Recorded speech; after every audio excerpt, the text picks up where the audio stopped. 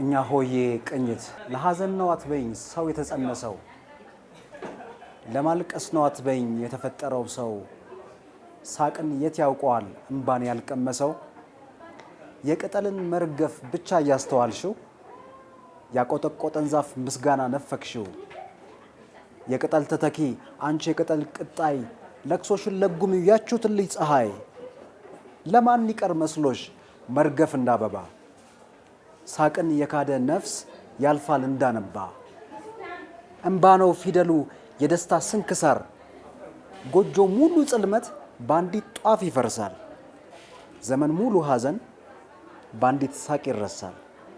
ተመልካቾቻችን የምንገኘው በዓለም ካፌ ጋለሪ ነው።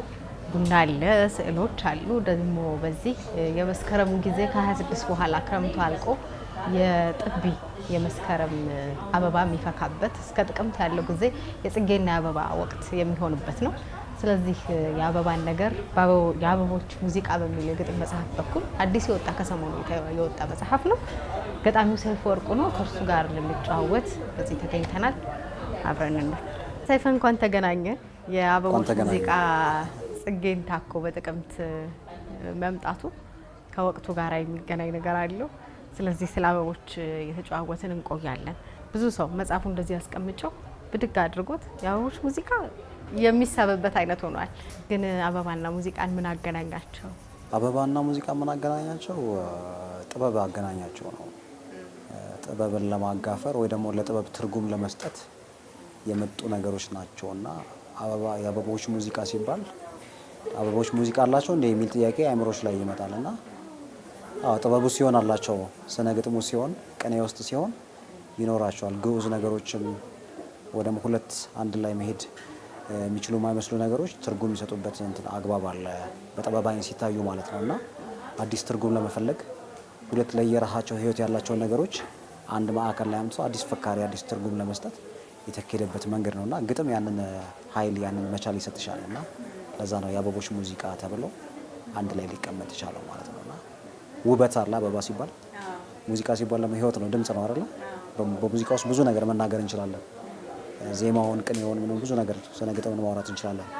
አበባ ውስጥ ደግሞ ብዙ ህይወት አለ አይደል? አበባ በቀለም ትመሰላለች፣ በጠረን ትመሰላለች፣ በውበት ትመሰላለች፣ በመፍካት በመርገፍ ትመሰላለች። እንደው አበባ ማትመሰልበት ነገር የለምና ሁለቱን ነገሮች የሰዋዊውንና እንደገና ደግሞ የሰው ነፍስ ውበትን ጥበብን ሁለቱን አንድ ላይ አራክበሽ የሰውን ህይወት የምትፈክሪበት መንገድ ነውና ለዛ ነው የአበቦች ሙዚቃ የሚል ነገር ያዘው። ግጥሞች ውስጥ ያን አይነት ድምጽ አለ። የአበባም ድምጽ የሙዚቃም ድምጽ በግጥሞች ውስጥ ይሰማል። ከዛ ሌላ ደግሞ ያስተዋልኩት ምንድነው እንደውም የዚህ ዘመን አብዛኞቹ ግጥሞች ሲባሉ ሲነሱ የምንሰማቸው ነገሮች አሉ። በጣም ወደ ጨለማ ነገር ማዘንበል፣ ጨለማን መጥራት። እዚህ ውስጥ ግን በጣም ወደ ብርሃን አዘንብልሃል፣ ወደ ውበት አዘንብልሃል። ገጣሚ ውበት ናፋቂ መሆኑ እንዳለ ሆኖ እውነት የሚታየው ነገር ብርሃን ሆኖ ነው። አንተ ወደዛ እንደ አንድ ገጣሚ ፈክረህ ወደዛ ላጋድል ብለህ ነው? እንዴት ወደዛ ሄድክ? ማጋደል የባለቅኔ የገጣሚ ወይ ደግሞ የጥበብ ሰው ወደ ብርሃን ማጋደል ግዴታው ይመስለኛል። ምንድነው አስለቃሽም እኮ ለማዳን ነው የሚያስለቅሰው፣ ሀዘን ለማቅለል ነው የሚያስለቅሰው እንጂ አስለቅሰው ከዚህ ውስጥ ጥሎሽ አይደለም ሄደው አይደል? በደንብ የሚያስለቅሱ ሰዎች አሉ አይደል? እነሱ አስለቅሰውሽ ግን ሂል አድርገውሽ ነው አድነውሽ ነው የሚሄዱት፣ ሀዘንን አቅልለው ነው የሚሄዱትና ገጣሚ ወይንም የአርት ሰው የጥበብ ሰው ምንም ሀዘኑን ቢጋራ ወይንም ጨለማው ምዕራፍ ላይ ቢገኝም አብሮ እንደ አብዛኛው ጋር እሱ ደግሞ አንድ ትንሽ ተሻግሮ በሉ በዚህ በኩል ደግሞ መንገድ አለ ብሎ መጠቆም መቻል አለበት ብዬ አስባለሁ። ያየውን ነገር ማሳየት አለበትና ከሁሉ ጋር አቻካየማ ምኑን ገጣሚ ሆነው ከሁሉ ጋር ከመደዳው ጋር እኩል የሚያይ ከሆነማ ምኑን የአርት ሰው ሆነውና እንደዛ ነው ማስበው። እኩል ታሞ ተሻግሮ ደግሞ ሌላኛውን መንገድ ማሳየት አለበት ብዬ አስባለሁ። ተስፋ መጠቆም አለበት። በጣም ብዙ ዳርክ ነገሮች ይታያሉ። በጣም ለሰው ስነ ልቦና የሚከብዱ ብዙ በጣም ከባድ ነገሮች የሚፈትኑ ነገሮች ይመጣሉ። የዘመን ባህሪ ሊሆን ይችላል ወይ ደግሞ ሰዎች በጋራ የደረስንበት ስነ ልቦና ሊሆን ይችላል። ምክንያቱ ብዙ ሊሆን ይችላል። ግን ዘመን የሆነ አንዳንድ ጊዜ ጫን ያለ ነገር ህመምና ሀዘን ትካዜ ይበዛበት ዳርክ የሚመስል ጥቁር የሚመስል ነገር ይመጣል። ግን እዛ ላይ ታዲያ ምንድነው የሚሰሩት ሰዓሊዎቹ፣ ሙዚቀኞቹ ምናምንና መርከበኞች ናቸው፣ ነብይ ናቸው፣ የሚያሻግሩ ናቸው ብዬ ነው ማስበው እንጂ አብሮ እዛ ውስጥ ሰምጠው የሚቀሩ ምናምን መሆን የለባቸውም። ስለዚህ እንደዛ አይነት ጊዜ ሲመጣ ቅዝቃዜ ሲሆን ሙቀቱን ማሳየት፣ ዳርክ ጨለማ ሲሆን ደግሞ ብርሃኑን በዛ በኩልም እንዳለ መጠቆም የነሱ የነፍስ ግዴታ ይመስለኛል። ለዛ ነው ይሄ ብርሃናማ ሆኖ የኔ ግጥሞች ወደ ብርሃን ኢንክላይን የሚያደርጉ ናቸው። ልክ አበባ ምንድነው መስኮት ዳር ተቀምጣ አይደለም ብርሃኑ ባለበት በኩል ነው ቀንተኗ የሚታጠፈው አንጓ የሚታጠፈውና ልክ እንደዛ ገጣሚ እንደውም የምታዘነብለው ለዛ ነው መሰለኝ አይደል? ወደዛ ነው ማዘነብለው። ብርሃን ፍለጋ ነው። ብርሃን ፍለጋ ምንም ነገር ውስጥ ብትሆኚ አለ ኦፍ ኮርስ ምንድነው እግዚአብሔር ብርሃንና ጨለማ አድርጎ ነው የሰራው ዓለሙ። ጨለማው ስለተቀመጥሽ ብርሃኑ የለም ማለት አይደለም። መዋጥና የሚባል ነገር ይመጣልና ተለምጂውና ህይወት እሱ ብቻ ይመስልሻል።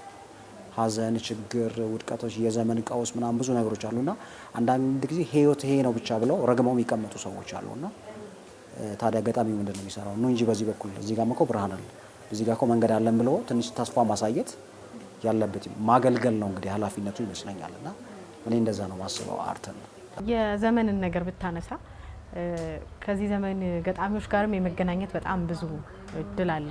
ከገጣሚነቱ ባሻገር የግጥም ምሽቶችንም ታዘጋጃለህ። በወደ ግጥም በኩል ወደ ግጥም ብዙ ምሽቶችን የተሻገረ የግጥም ምሽት ነው፣ የስነ ጽሁፍ ምሽት ነው። እነዚህን የዘመኖችን እንደማየት የግጥሙን መንፈስ አሁን በፊት ያሉትን ግጥሞች የምንረዳበት መንገድ አለ። አንጋፋ ገጣሚዎችን አንስተን በህይወት ያሉትንም የሌሉትንም አሁንም ያለው ደግሞ የግጥም መንፈስ አለ። ስለሱም ስትናገር ምሽቶች ላይ ወይም የገጣሚዎች መግቢያ ላይ የወጣት ገጣሚዎች መግቢያ መጽሐፍ ላይ አያለሁኝና የምትረዳውን ስለዚህ ዘመን ግጥም ስለዚህ ዘመን የግጥም መንፈስ ብትነግረኝ ደስ ይለኛል።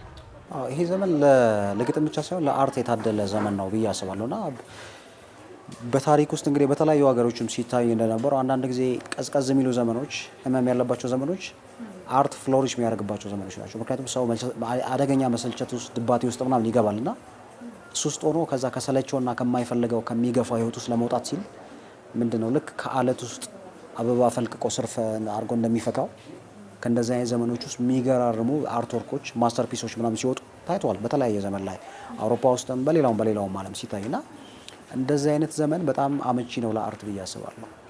ምክንያቱም የምታስቢው ነገር አለሽ፣ ጥያቄዎች አሉብሽ፣ ኤግዚስተንሻል ጥያቄዎች፣ የህይወት ጥያቄዎች በጣም አሉ።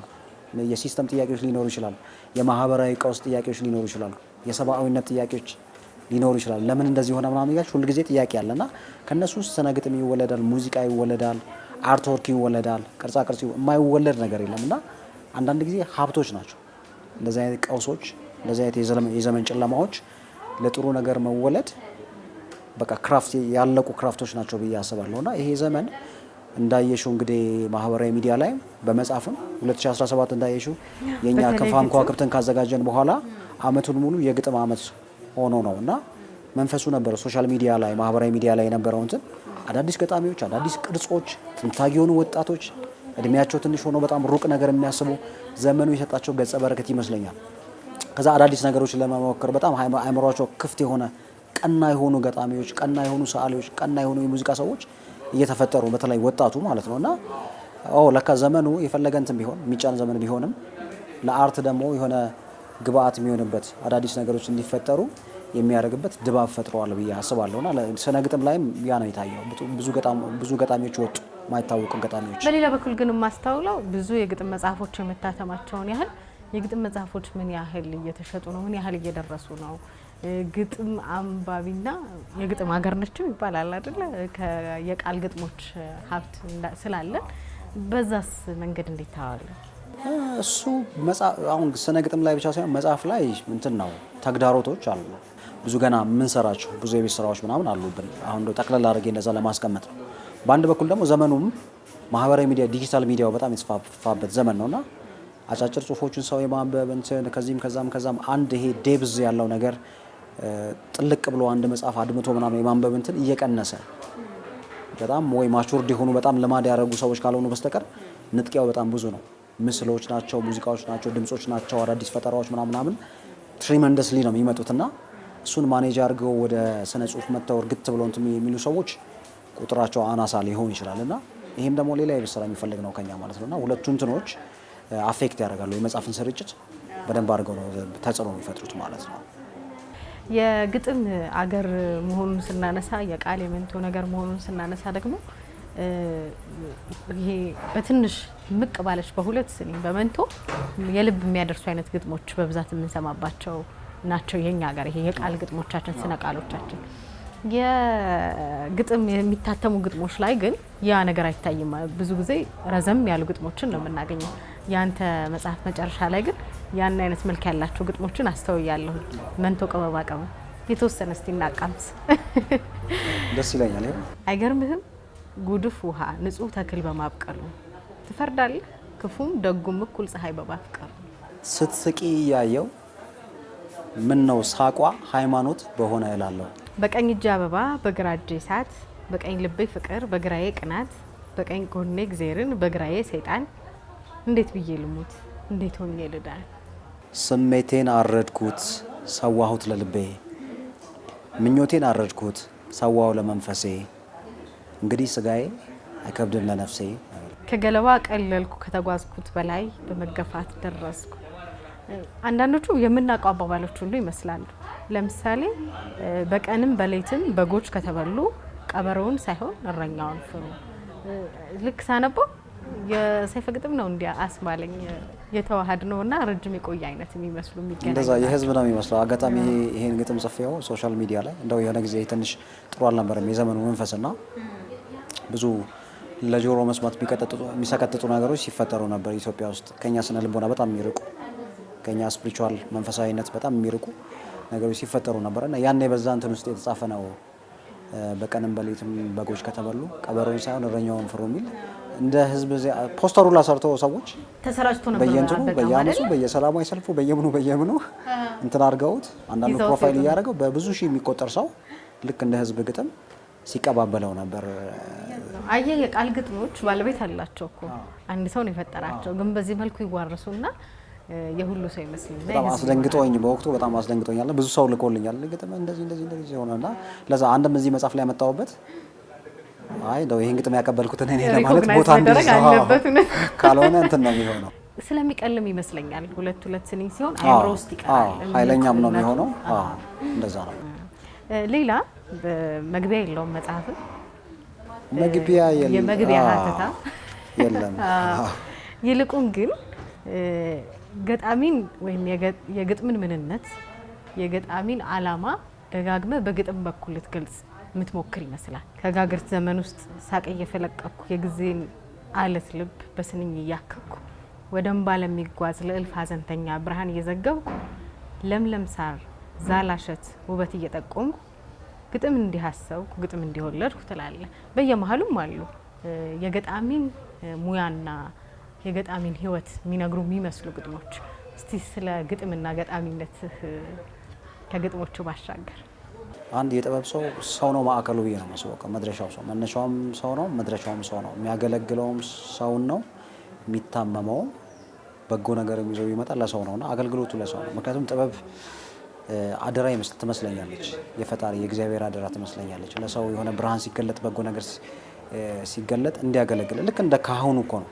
እንደ ካህኑ ወይንም አዛን እንደሚለው በጠዋት ተነስቶ በሌሊት ሄዶ በቃ ያደርሳል አይደል? ተነሱ ይላል ማለት ነው እኮ አዛን። ልክ ተንሱ ለጸሎት እንደሚባለው የሚቀሰቅስ ነውና አንድ የአርት ሰው እሱ ኃላፊነት አለበት ብዬ አስባለሁ፣ ሰው የማገልገል። ለዛ ነው አሁን ስለ ገጣሚ ስቶሪ ቴክኒካሊ ስለ ገጣሚው አይደለም እዚህ ጋር ስለሚጽፈው ገጣሚ ሳይሆን ስለዛ መንፈስ ነው።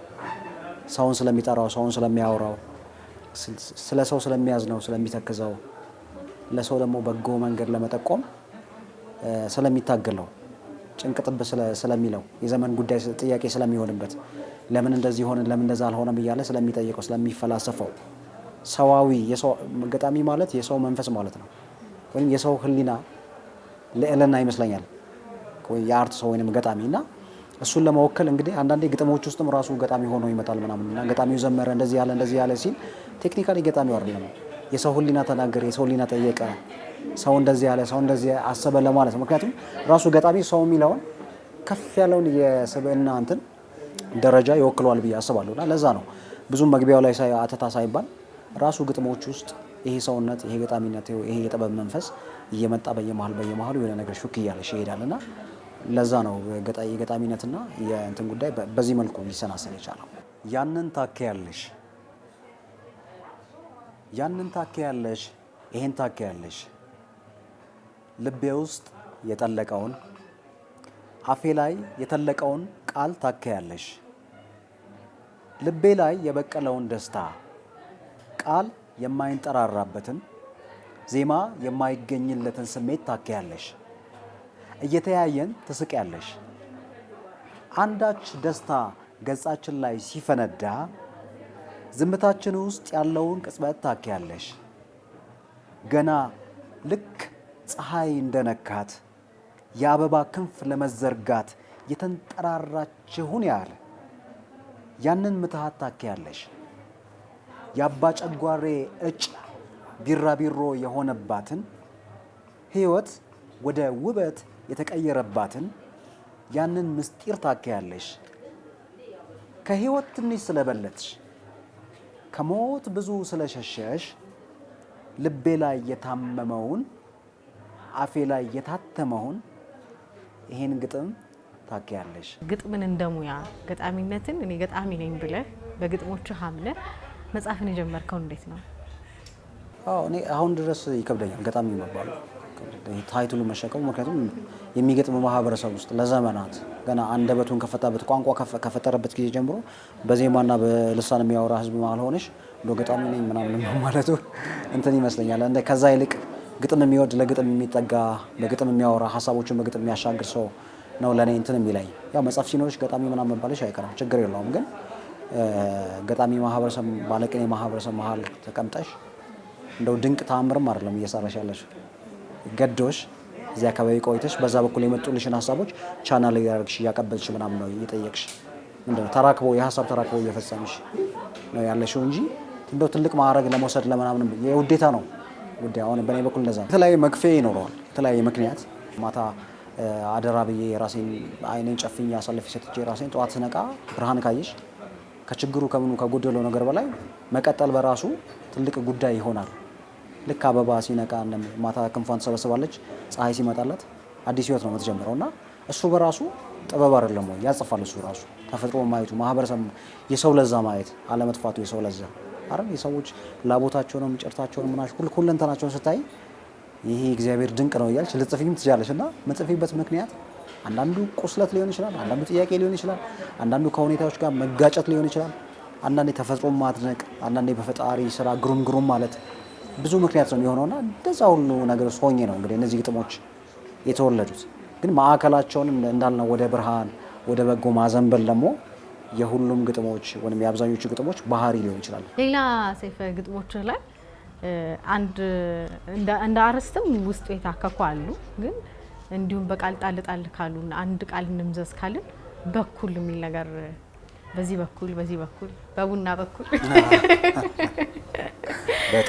በጣም በኩል የሚላሉ ከአርስቶቹም ውጪ እንዲሁ ስንኞቹ ላይ በኩል አይነት ቃሎች አዘውትረሃል። ታስቦበት እንትን የተባለ ነው። ምናልባት አንደኛውን ልናነበው እንችላለንና የብርሃን ጥቆማ ነው ብዬሻለሁ።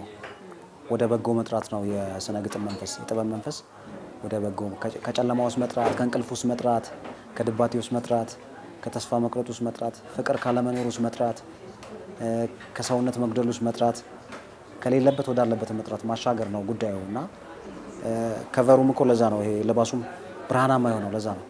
ድብን ያለ ቢጫም አይደለም የደበዘዘም አይደለምና ይሄ የመብራት የፀሐይ እንትን ያለው የፀሐይ ቀለም ነው ያለውና እሱም የሆነበት ወደዚህ መጥራት ነው፣ ወደ በጎ መንፈስ መጥራት ነው። ለዛ ነው አንድ ቦታ በዚያ በኩል ጥሩኝ ይላል፣ በታጠፍኩበት በኩል ባልታዘዝኩበት በኩል ይላልና ወደ ትህትና ወዳለበት በጎ ነገር ወዳለበት ወደ ምናምን ማምጣት ወደዚህ ማምጣት ማዘንበል ነው ጉዳዩ ወደ ብርሃንና ለዛ ነው እነዚህ ርዕሶች እነዚህ ቃላቶች አጽንኦት ለመስጠት እየተደጋገሙ ዜማጫቸው እየሆኑም ይመጣሉ በየማሉ ካይሻቸውና አላማው እሱ ነው እንግዲህ ደርሼ ከሆነ በዛ ለካላ አይ ሲደጋገሙ ወደ ምን እየተጠራን ነው ወዴት በኩል ከየት በኩል ወዴት በኩል እየሄድን ነው ያስብላሉ።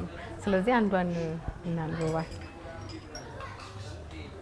በዚያ በኩል ጥሩኝ ንጹህ ፍቅር ባለበት ያለ ስም ተቀጽላ ያለ ታላቅነት ታናሽነት ሰውነት በሚታደምበት ነፍስና ነፋስ በሚደማመጡበት በኩል ጥሩኝ ሊቅና ደቂቅ ግዙፍና ረቂቅ በተግባቡበት የሰው ጆሮ የወፍን ጉሮሮ በሚተረጉምበት በኩል ከግንዷ ለተለየች ቅጠል ትዝታን በምንጽፍበት የምድር ጉንዳን ከሰማይ ንስር እኩል በሚዘከርበት ሕይወት አቻ በሆነችበት በኩል ትህትና ባረበበበት የቅንነት ፀሐይ የብርሃን አክናፏን በዘረጋችበት ንጉሥ ሎሌውን በወንድምነት በሚያይበት በኩል በዚያ በኩል ልቤ ፍቅርን ታገለግላለች፣ ለምስጋና አሽከር ትሆናለች።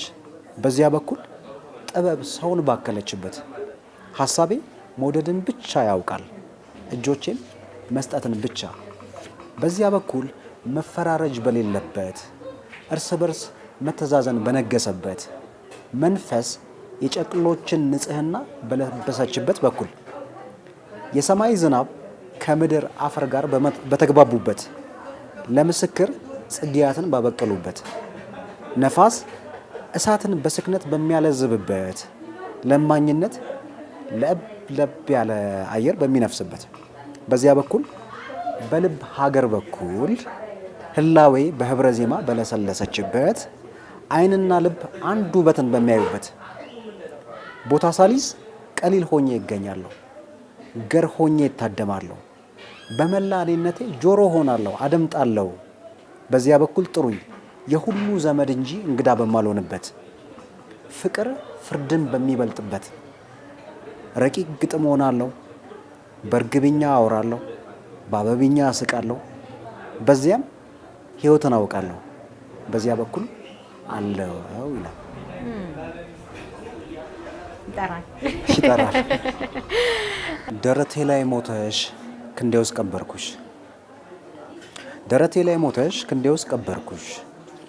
ደቂቃውን እንጃ ልክ መውደድ ሰዓት ቀኑ ፍቅር ነበር። የዝምታ ቀብር በአበባዎች ሲታጀብ የምድር ክልል ሁሉ በሕፃናትና በርግቦች ሲከበብ ፍርሃት ጭንቀት ሸሽቶ እየዬ ተሰዶ ለምባ እምባ ወርዶለት ሐዘን ጉድጓድ ወርዶ ሽንፈት ተሸንፎ ሙሾ ሲደረደር ደቂቃውን እንጃ ልክ መውደድ ሰዓት ቀኑ ፍቅር ነበር። ድካምሽን አንቄው ከቅፌ ውስጥ አልኩሽ፣ ደረቴ ላይ ሞተሽ ክንዴ ውስጥ ቀበርኩሽ። ጸጥ ብለሽ ነበር፣ ለጥ ብለሽ ነበር በዓይኖቼ ጨረሮች ዓይኖችሽ ተቋጭተው ከናፍር ጥለትሽ ኩታ ገጠም ሰርተው በመላእክት ሹክሹክታ ከገነት አዳራሽ ጥርሶችሽ ተጠርተው በሽፋሽፍትሽ ልብስ ዓለም ስትከደን ናፍቆት ሲኮሶምን ማጣት ሲመነምን ብቸኝነት ሲድን ሽንፈት ተሸንፎ ሙሾ ሲደረደር ደቂቃውን እንጃ ልክ መውደድ ሰዓት ቀኑ ፍቅር ነበር። ድካምሽን ሰበርኩት፣ ሐዘንሽን ቀበርኩት፣ እቅፌ ውስጥ አልኩሽ፣ ደረቴ ላይ ሞተሽ ክንዴ ውስጥ ቀበርኩሽ። በከንፈር ትንሣኤ ሳምኩሽ፣ ቀሰቀስኩሽ። ውብ ናት። አስበህበት ነበር ሰይፈ ጊዜውን እንደዚህ የአበባ ወቅት ላይ እንደሚታተም? አሁን እንግዲህ የክረምቱ ከጥቢ በኋላ የአበባ ጊዜ ነው የምንለው። አስበህበት ነው ወደዚህ ጊዜ የገባኸው? በፍጹም ነው ያላሰብኩበት። አጋጣሚ ነው የገጠመው? መጽሐፉ ራሱን ነው የሰራው። በዚህ ወቅት የማሳተም ሀሳብም አልነበረኝም። አጋጣሚ ይሄ መጽሐፍ እንዲሆን ያደርጉ ሁለት ሰዎች አሉ። አንዱ ጌታቸው ገጣሚ አንዱ ጌታቸውና ገዛኸኝ ድሪባ ጓደኞቼ ናቸውና በእነሱ ሰበብ ነው መጽሐፉ ነው ሊመጣ የቻለው እንጂ እኔ ቀስ ብዬ ነበር ሀሳቤና የጓደኛዬ አንዱ ጌታቸው መጽሐፍ ከሰራው በኋላ ስካርፍ ቡናና ጢስ አሁን ወደ አንተ ፕሮጀክት ነው ቀጥታ መንገባው ብሎ ተገናኝተን ነበር ከአንዱ ጋር በዚህ ፕሮግራም ሰቅዞ ይዞኝ ስካርፍ ቡናና ጢስ መውጣቷ ነው ለዚህ ለአበቦች ሙዚቃ መወለድ ምክንያት የሆነችው። አሁን ያንተ ነው የሚሰራው ብሎ በቃ ወጥሮ ያዘኝ። ግጥሞቼን ሰበሰበ፣ እየተቀባበሉ ኤዲት ማድረግ ጀመሩ። ብቻ እንደዛ እያለ መልክ ሰራ። የሚመረጠው ጠይቅ ነበር። የሚገርም በጣም ብዙ ምሽቶች ላይ ትገኛለህ፣ ብዙ ግጥሞችን ታቀርባለህ። አንዳንዶቹን ግጥሞች ሳያቸው ምሽቶች ላይ ሰማኋቸውም አሉ። ሰይፈ ለቅርብ የሆኑ የግጥም አካባቢ ግጥም ሰፈር ያሉ ወዳጆችህ ለማሳተም ዘገየ የሚል ጥያቄ ነበራቸው። ዘግቻለሁ ብለህ ታስባለህ? በጣም የምሸሸው ጥያቄ ነው። እኔ በመዘግየት አላምንም። እንግዲህ ራይት ታይም የሚባል ነገር አለና አንዳንድ ጊዜ ጉዳዩ ራሱ ምንድነው አበባ ሲፈነዳ አስገድደሽው አይደለም ትክክለኛው ሰዓት ላይ ሁሉ አበባ ነው የሚመስለው። ሁሉ በዛ ነው የሚመስለውና ለሳቅም ለአበባም ለምንም ጊዜ አይመረጥም። በቃ ትክክለኛው ሰዓት ላይ ይሆናል ጉዳዩና ይሄ መጽሐፍ እንደዛ ነው ተናርጎ ፈንድቶ ራሱን ችሎ ምናምን የወጣውና ብዙም ስታገለው አልነበረም። ከ10 ዓመት በኋላ ስታየው እንደው አንድ ሀሳብ የምታገኝበት 2 ሀሳብ የምታገኝበት ሲሆን ቀጣይም ለምትሰሩ ነገር መንደርደሪያ ይሆናልና እሱ ያሳስበኛል። የግጥም እጦት የመጽሐፍ እጦት ምናምን ሳይሆን እንደምታውቂው ብዙ ራሴን ማሰናዳለሁ፣ ብዙ ቦታ ድግሶችንም አግዛለሁ፣ አቀርባለሁ። በጣም ብዙ ቦታዎች ላይ ሄጃለሁ፣ ኤክስፖዠሩ አለኝ። ግን የኔ መጽሐፍ ሲሆን እንዴት ነው አንዳንዴ ጠንቋይ ለራሱ አያውቅም የሚባል ነገር አለ አይደል? ይሆናል እና መጽሐፌ ምን አይነት ነው የሚሆነው?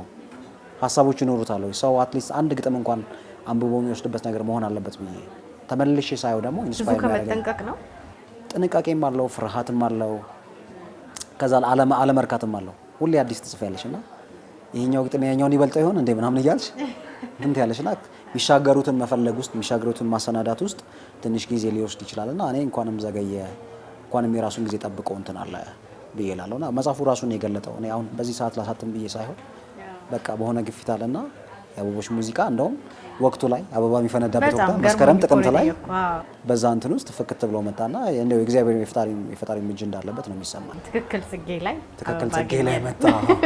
ሌላ ስለ ግጥም የምር መጠንቀቅን ስታነሳ ይሄን የቅኔ ቤት ማንም እየገባ እንዳይቀልድበት ዙሪያ ገባ ቅጽሩ ያደገኛ ቅጥር የሚሰቀሉበት ሚስጥር የታያቸው መቅደስ የሚያረክሱ ክንፍ ያላቸው ብቻ ገብተው ይቀድሱ። እንዴት ነው የገጣሚ ቅጥር እንደዚህ አይግባው አይደለም ነገሩ። ክንፍ ኖሮት ቢገባ በትህትና ቢገባ ከፍ ባለ መንፈስ ቢገባ የተሻለ ሸምቶ ይወጣል ነው እንጂ አትጻፉ ይሄን ግጥም አታንብቡ ምናምን አይደለም። ቅኔ ሲሆን ይረቃል አይደል? ከግጥምም ወደ ሀሳብ በውበት በምቅነት ፊሎሶፋይዝ በማድረግ ብዙ ፍካሬ በማስገኘት ለሰው ነፍስ በመቅረብ ብዙ ጓዞችን በመጥራት አይደል? አንድ ቅኔ እኮ መንፈሳዊ ጎንም ይኖራል፣ ስጋዊ ጎንም ይኖራል አይደል? ሰዋዊ ጎንም ይኖራል። ብዙ ነገር ብዙ ደርዝ ነው ያለውና እሱን ለመድረስ ብዙ ለመሸመት ብዙ ነገር ለማትረፍ ከፈለጋችሁ በትህትና ክንፋችሁን ከፍ አድርጋችሁ ስስ ሆናችሁ ግቡ ነው። ካልሆነ ምንድነው ማንም ሰው ይገባና አንድ ግጥም አንብቦ እንደፈለገ ተርጎ ምናምን ሊወጣ ይችላል። በረበበ መንፈስ በስክነት ሰኪና በሆነ መንፈስ ስታነቢው የምታገኘው ነገር ይበዛል። በደንብ ኮኔክት ታደርጊያለሽ። የትኛውም አርትወርክ እንደዛ ነው የሚጣጣመው እንጂ በችኮላ ተገብቶበት ከሆነ ምንድነው የሚሆነው? መቅደስ ማርከስ ነው የሚሆነው። ምክንያቱም ጥበብ አንድ መቅደስ ነው ብዬ ነው የማስበው። የሚሳም የምታጎነብሽለት የምታገለግይበት ካህን ሆነሽ ቃል ተሸከመሽ የምታገለግይበት አንድ መቅደስ ስለሆነ እሱን ላለማርከስ በረበበ መንፈስ ክንፋም በሆነ መንፈስ ቢገባ የተሻለ ይሸመታል ለማለት ይሄን የቅኔ ቤት ማንም እየገባ እንዳይዘብትበት ዙሪያ ገባ ቅጥሩን አደገኛ አጥር የሚሰቀሉበት ምስጢር የታያቸው መቅደስ ማያረክሱ ክንፍ ያላቸው ብቻ ገብተው ይቀድሱ ነው። ብርሃንነቱን ነግረህናል። በርግጥ የሽፋን ምስሉ ላይ የመጣው ነው። የሽፋን ገጹ ላይ አበባዋ የምናውቃት አይነት አበባ አይደለችም። በእጅ የተሰራች የምትመስል ነች። የተመረጠችበትን የተሰራችበትን መንገድ ካጫወትክ በጣም ተራ ነገር ነው የተፈለገው እዚህ ላይ። ለምንድነው የትኛውም ዓለም ላይ ያለ የሰው ዘር አበባ ስራልኝ ህጻናቶችን ጠርታቸው አበባ ስሩልኝ ብትያቸው መሀሏ ላይ ክብ አስቀምጠው እንደዚህ በቃ ያስማማል። ዩኒቨርሳል የሆነ ስምምነት አለው ማለት ነውና ህንድም ሄደሽ ብትጠይቂው አዘርባይጃንም ሄደሽ ብትጠይቂው አረብ ውስጥ መተሽ ኢትዮጵያ የትኛውም ካልቸር ላይ መተሽ ባህል ውስጥ መተሽ ብትጠይቂ አበባ ስሩልኝ ብትያቸው ቀላሏ መንገድ እቺ ናትና በቃ የሰው ሁሉ ዘር አበባ የሆነችው እቺ ምስል ናት። ከልጅነት አይምሮ የጀምሮ የእንቁጣጣሽ ስዕሎች ላይ ምንሰራት ምናምንና ከኔ ጋር ሪሌት ታደርጋለች። ሁሉም ሰው ቢያያት እቺ አበባ ናት ብሎ ይስማማባት። አይኑን ጨፍኖ እንኳን ሚስላት አበባ እቺ ናትና ያቺን ውክልና ለማምጣት ተብሎ የተካሄደበት መንገድ ነው። በጣም ጥሩ የተሳካ ይመስለኛል። እንግዲህ ወደ ማጠቃለሉ እንምጣና እንተም ማጠቃላይ የግጥሞቹ የመጽሐፉ ላይ ከዛ ደግሞ መጽሐፎችን መሸጥ የተለመደበት መንገድ በማህበራዊ ሚዲያ በተለይ በፌስቡክ ቀደም ብሎ ከመታተማቸው በፊት ምስላቸውን ለቆ ከዛ በኋላ በዛ መልክ የማድረስ ነገር ተለምዷልና የምርቃቱ መፍታ ገና ከፊት ስለሆነ ስለሱም አጠቃላይ ስለ ግጥሞቹም የምትለይ ነገር ካለ ስጠይቂኝ ከከቨሩ አንስተሽ ነበር ስትኝ ነበርውና ይሄ ከብርሃናማነቱ ባሻገር እንደገና አበባን ከመወከሉ ባሻገር ራሱ ከቨሩ የኛን ለኢትዮጵያውያን ለአፍሪካውያን ስነ ልቦና ሃንድ ክራፍት እደ ጥበብ በጣም እንትነን ቅርብነንና ጥበብን እንደው አብራርቶ ማይናገር ሰው ፈክሮ ማይናገር ሰው ራሱ እጁ ላይ ጥበብ አለ። ወይ ሸክላ ሰሪ ነው፣ ወይ ቤቱን ይለስናል፣ ወይ አፈር ይቀይጣል። አያብራራልሽም። ገብቶሻል? የማብራራ ሳይንሳዊ ትንታኔ እውቀቱ ላይ ኖረው ይችላል። ግን ከጥበብ ጋር በጣም ቅርብ ነን አይደል? ከብቶቻችንን ሃንድል ከምናደርግበት፣ በረታችንን ከምንለቀልቅበት፣ ጅባዎቻችንን ሰሌን ከምንለጠፍበት ምናምን ጀምሮ ሁሉም ኢትዮጵያዊ ሁሉም አፍሪካዊ ከጥበብ ጋር ለጥበብ በጣም ቅርብ ነው። ምንድነው ነፍስና ስጋ ብለድ ኤንድ ቬን ውስጥ አለ በቃ እና ስለዚህ ማንኛውም አፍሪካዊ ሲያየው ወይም ጥበብ ወዳድ ሰው ሲያየው ሁሉ ከመንፈሱ ጋር ኮኔክት እንዲያደርግ እንዲገናኝ ተራክቦ እንዲፈጽም ከመንፈሱ ጋር ለዛ ነው ይሄን እደ ጥበብ የሚመስል ነገር ጨርቅም ይመስላል ጅባም ይመስላል እንትንም ይመስላል እና ይሄ ሆን ተብሎ ታስቦበት የተደረገ ነገር ነው ማለት ነውና በዛ ላይ የአበባነት ጉዳይ አለ እርሱ አለ ምን አለ ምናምን ከዛ ሲገባም መጽሐፉም ልዝብ ያለ በቃ በጣም የማይጨው ላይን የማይረብሽ ፎንቶቹም ከፎንት መረጣው ምናምን ጀምሮ በደንብ ታስቦበት የተካሄደ መንገድ ነውና ግጥሞቹ እንዳልኩሽ ነው አንድ ቴም አንድ አውድ እንዲኖራቸው ብዙ አይነት ግጥም ነው መጽፈው ነው ይሄ ላይክ አንዳንዴ ብርሃናማ የማይመስሉም ኦፍ ኮርስ አያመልጡም ከአበባና ከቃል ከሙዚቃ ከምናምን አያመልጡም ግን አንዳንዴ ፔንም የሚያጋቡ ግጥሞች ምናምን ሊኖሩ ይችላሉ ግን እዚህ ላይ ለዚህ መጽሐፍ አውድ ሊሆኑ የሚችሉት ተመርጠው ከአንዱ ግጥም አንዱ እንዳይረባበሽ ከአንደኛው በጣም ጮሆ አንደኛውን ዝቅ እንዳያደርገው በመንፈስ ምንድነው የሚግባቡ ግጥሞች የሚስማሙ ሃርሞናይዝ የሚያደርጉ ግጥሞች የተሰበሰቡበት ነው ምክንያቱም አንድ አልበም የሙዚቃ አልበም ሲሰራ ስዕልም ሲሰራ ቴም አለው አውድ አለውና እሱን አውዱን ጠብቆ ሲሄድ ሰው ከመጀመሪያው ግጥም አንስቶ ትርጉም እያገኘ ልክ ዘግቶ እስከሚወጣበት ድረስ መጽሐፉ በደንብ ትርጉም ሰጥቶት ያንዴ ሰውን ህይወት ፈክሮ እንዲሄድ ነው የፈለኩትና እሱን ለማድረግ ሞክሬያለሁ ካልጠይቀህ ማላልፈ የቀደም ያሉ የግጥም መጽሐፎችን ስንመለከት በተለይ ያንጋፋዎቹን የግጥም መጽሐፍ አንድ ግጥም መጽሐፍ ቢበዛ 2 በጣም ቢበዛ 3 ነው የምናገኘው ለምሳሌ የልብ ወለድ ወይም የረዣዥም ጽሁፍ የሚጽፉ ሰዎች በርከት ያሉ ጽሁፎችን ሊጽፉ ይችላሉ በርከት ያሉ መጽሐፎችን ያሳትማሉ በግጥም በኩል ግን በተለይ በጣም ምርጦቹ ወይ ትንሽ ይሆናሉ አንተ የመቀጠል ሐሳብ አለ ለምንስ ያ ይሆን ይመስልሃል እንደዚህ ነው ብሎ ለማበየን በጣም ይከብድ ይመስለኛል አንዳንዴ ወይ አንዳንዱ መጀመሪያ የሰጠው ስራ ማስተርፒስ ሆኖ ትልቁ ስራ ሆኖ ከዛ በታች ላለ መጽሐፍ ይከድበት ሊሆን ይችላል ወይ ደግሞ የዘመን ጥርቁሙን በተለያየ ዘመን የጻፈውን ምርጦቹን ስራዎች ሰጥቶ ደግሞ አሁን እሱን መንፈስ ድጋሚ ላይ ያገኙ ይችላል የተለያየ ምክንያት ይኖራል ሁለቱም ሶስትም ይደግሞ በርግጥ አንዳንድ ሰዎች ምናምን አሉ ግን አብዛኛው እኔማ በየቀኑ ባሳተምም ደስ ይለኛል አሉ የተከማሉ ብዙ ግጥሞች አሉ ምናልባት ወይ ቅርጽ እየቀየርኩ ወይ ደግሞ ሌላ አውድ እየሰጧቸው በየራሳቸው ደግሞ የሆነ ነገር እየሆነ የሆነ ታይትል እየወሰደ የሆነ ርዕስ እየወሰደ ሊመጡ ይችላል እሱ እግዚአብሔር ነው የሚፈቅደው ነው ያላቀም እንደሚፈጠር ፊቸር ላይና ግን እንደው አንድ ግጥም ሰጥቼ እጽፋለሁ ምናምን ያላሰው በተለያየ ፎርም ይሄንን ለማቀበል ሞክራለሁ ሙዚቃ ሆኖ ሊመጣ ይችላል ሌላ አርት ፐርፎርማንስ ሊሆን ይችላል እንደገና በሌላ አይነት ቅርጽ መጽሐፍ ሆኖ ሊመጣ ይችላልና የዚህ ተንሳይ የሚቀጥል ይመስለኛል እንግዲህ እስከተፈቀደልን ድረስ በጣም ነው ማመሰግነው ስቴፈን ከግጥሞች ጋራ በጣም ጥሩ ደስ የሚል ጨዋታ ነው ያደረገ እኔ በጣም አመሰግናለሁ በጣም አዋካብራችሁ ተመልካቾቻችን እነዚህን የአበቦች ሙዚቃ የተሰኘውን ብዙ ግጥሞች አበባን ሙዚቃን ብርሃንን በኩልን የምታገኙባቸው የምታዘነብሉባቸው ወደ ብርሃንና ወደ አበባ በኩል ግጥሞችን ለማንበብ ለመኮምኮም ከፈለጋችሁ እንድታነቡት ግብዣችን ነው ሌሎች የኤንቢሲ ዝግጅቶቻችን ይቀጥላሉ አብራችሁ